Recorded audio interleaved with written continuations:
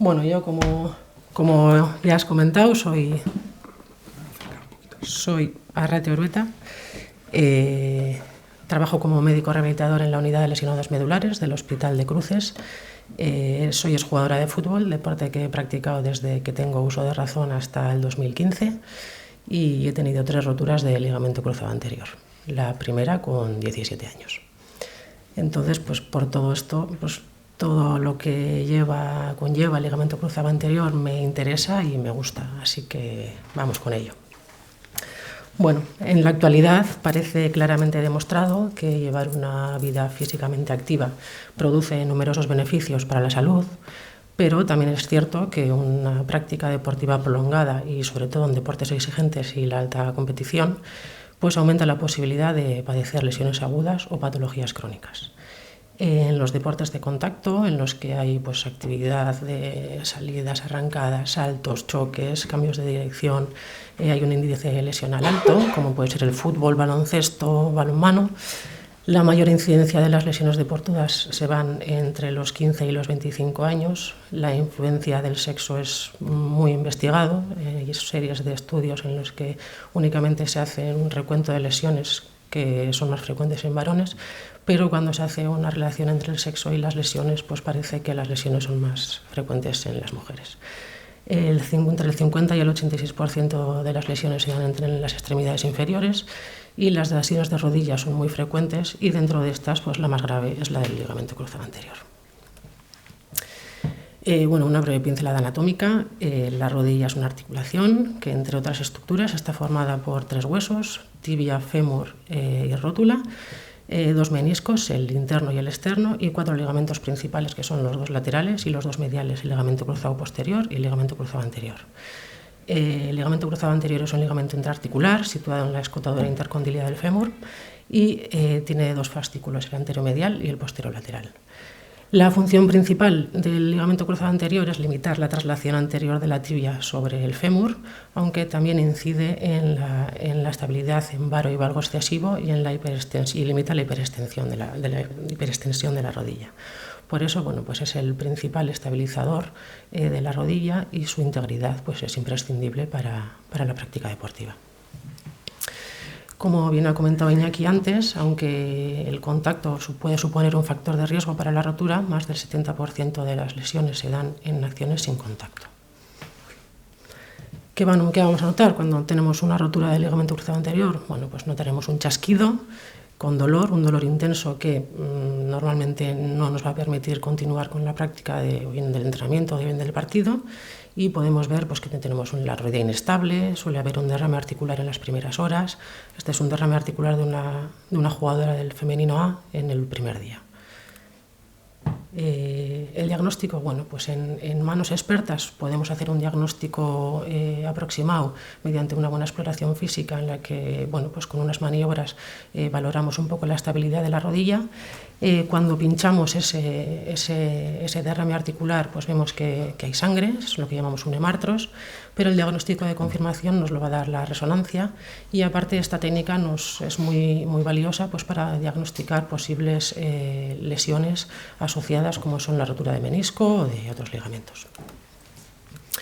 Bueno, la incidencia de la rotura del ligamento cruzado anterior varía dependiendo de la población, pero se estima que 1 de cada 3.000 personas sufren una rotura del ligamento cruzado anterior en Estados Unidos al año. En 2012 se hizo una estimación de 120.000 casos en deportistas jóvenes de Estados Unidos. La mayoría se dan al final de la adolescencia y principios de los 20 años, y en mujeres se ha visto un aumento después del comienzo de la pubertad. Las mujeres tienen una mayor vulnerabilidad, con un riesgo de 4 a 8 veces mayor que los hombres que realizan el mismo deporte. Y el 23% se habla de que pueden sufrir una re-rotura del ligamento cruzado anterior, bien de la misma o bien de la otra rodilla. Bueno, la participación de las mujeres en todos los deportes se está incrementando mucho en los últimos años. los buenos resultados de las selecciones nacionales, los éxitos a nivel deportivo pues, del Barcelona, de otros clubes y luego referentes individuales como Alexia Putellas, pues han hecho que la práctica deportiva en las niñas de todas las edades pues aumente, ¿no? Debido a este aumento, pues también han aumentado las lesiones y a consecuencia las roturas del ligamento cruzado anterior. Bueno, seguro que aquí ya hace 10 años no, pero ahora ya conocéis todos a Alexia Putellas, jugadora del Barcelona que se rompió el ligamento cruzado anterior el verano pasado, unos días antes de la Eurocopa. Pero aparte de Alexia, pues hay muchísimas deportistas, futbolistas, jugadoras de balonmano, baloncesto, que también se han roto el ligamento cruzado en los últimos años. Ludmila, del Atlético de Madrid, Miedema, del Arsenal, Carolina Marín, Silvia Navarro, y cada vez es más frecuente ver este tipo de noticias relacionando el deporte femenino con la rotura del ligamento cruzado anterior. Según el Consejo Superior de Deportes, en 2021 el número de licencias en las federaciones deportivas españolas fue un total de 3.600.000, de las cuales el 75% eran licencias de hombres y el 25% de mujeres. Aunque todavía la diferencia es muy importante, el deporte femenino federado está creciendo a pasos agigantados en los últimos años. Y sobre todo el fútbol base femenino, que se habla que en los últimos 5 años ha tenido un incremento de hasta el 51% en niñas federadas.